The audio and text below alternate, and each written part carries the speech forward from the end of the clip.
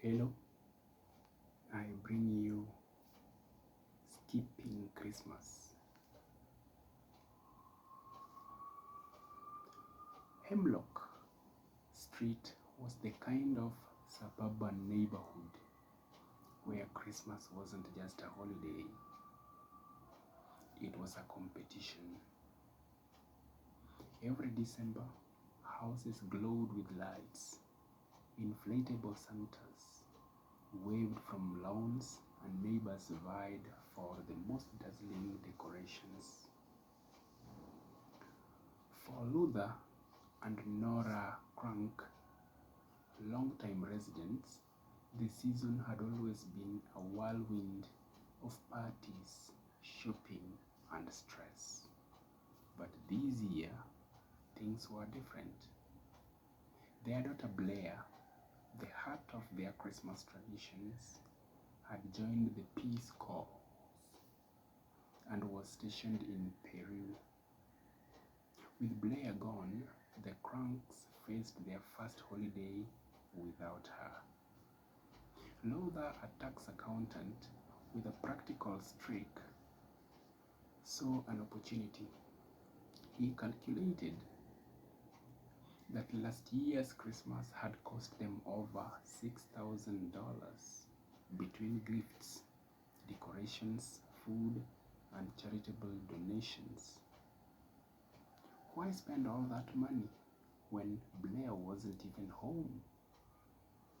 Instead, he proposed something radical. Skip Christmas entirely and use the savings for a Caribbean cruise.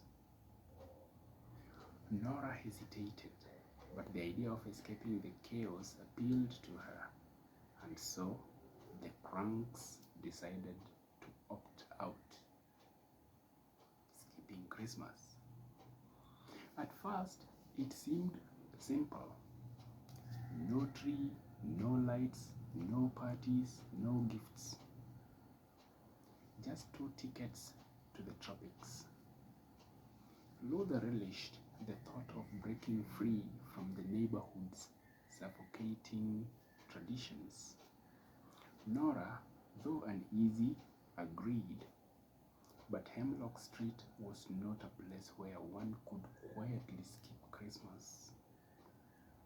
Their neighbors, led by the ever-persistent Vic Frommer, expected the Kranks to participate in the annual festivities, especially the rooftop frosty,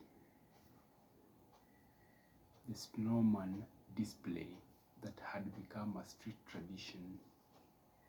When Luther refused, the neighborhood turned hostile. Children mocked them, carolers skipped their house, and friends whispered about their selfishness. The Kranks became pariahs. Invitations to parties dried up. Neighbors accused them of ruining the street's reputation. Even charities noticed their absence, as Luther declined to donate to the police fund or the Boy Scouts Christmas drive. Nora, more sensitive to social cues, felt the sting of exclusion. She missed the camaraderie of decorating, baking, and hosting. Luther, stubborn and defiant, insisted they owed no one an explanation, but the tension grew unbearable. Just when the Kranks had resigned themselves to their outsider status, Blair called with shocking news. She was coming home for Christmas with her new fiancé, Enrique. Overjoyed, Nora panicked. Blair expected the usual festive welcome, a decorated house, a lavish dinner, and the warmth of tradition. But the Kranks had nothing prepared.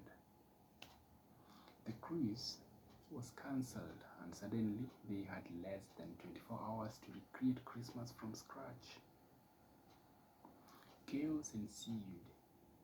Nora frantically tried to buy a tree only to find the lots sold out. Luther scoured stores for food and decorations, facing ridicule from neighbors who had watched him scorn the holiday.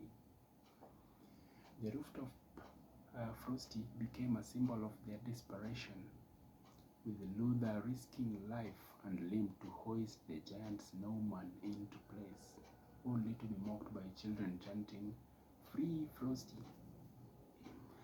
The Krank's plight became a spectacle, with the entire neighborhood watching their frantic attempts to restore Christmas.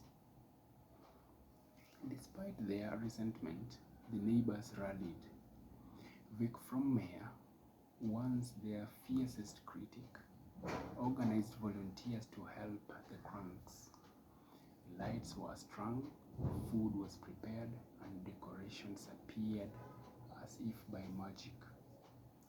The community, though frustrated by the Kranks' earlier defiance, recognized the importance of welcoming Blair home. By Christmas Eve, Hemlock Street glowed brighter than ever, and the Krank's house stood proudly among the rest. Blair arrived, delighted to see the familiar warmth of her childhood home. She introduced Enrique to the neighborhood, and the Kranks hosted the traditional dinner. Nora basked in the joy of family and friends, while Luther, though exhausted, felt a deep sense of gratitude. He realized that Christmas wasn't about money or conformity. It was about generosity, community, and love.